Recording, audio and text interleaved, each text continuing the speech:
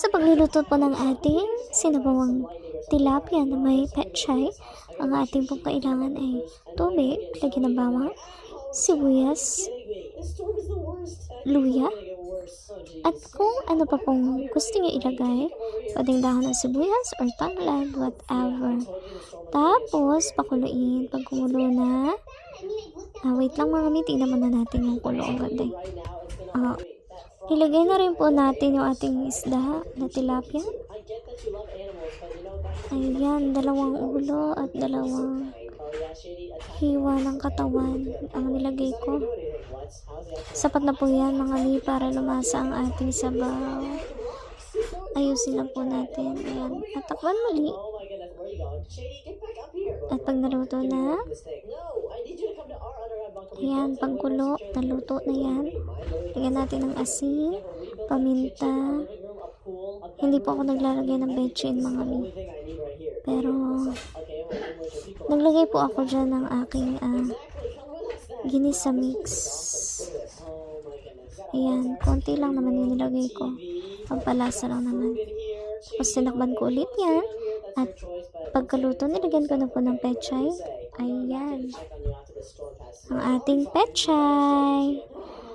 Marami po ako yung nilagay kasi para naman masustansya po talaga ang ating sinabawang tilapia. Ayan nga. So, pagkatapos ko maglagay ng pechay, nilagay ko na rin po yung sili na espada na kung tawagin nga po dito sa Tagalog ay siling green. So, takban ulit at antayin na lang po natin maluto. Yan na po. Luto na po yan. Kumukulo na. Tara! Wow! Ang mukhang masarap. Ayan mga mi. Ayan, nilagay ko na nga sa lamesa. At ayan, binuksan ko. Yan na nga po yung nasa reels ko na sinasandok ko na nga po at inilalagay sa mangkok. Grabing usok, oh.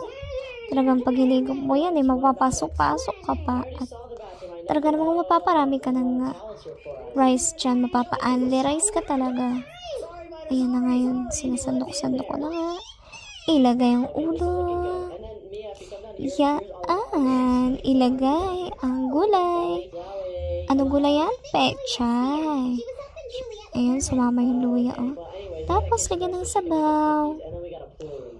Lagyan ng sili. Syempre, hindi mawawala yan, oh. Pwede mong nguyain yan at pwede mo rin ilagay sa sausawan na patis, pigain mo dun, tapos ilalagay-lagay mo lang mga mi pag habang kumakain ka. Ang sarap, napakasarap niyan. Grabe, naglalaway ako. Kayo ba mga mi? Ayan, oh. Kung ako sa inyo, magluto na rin kayo ng ganyan. Ayan ang aking iprinitong tilapia kanina. Ayan. Syempre, kapartner yan ng sabaw, mga mi.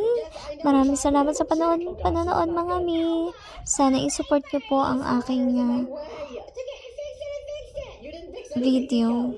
Maraming salamat.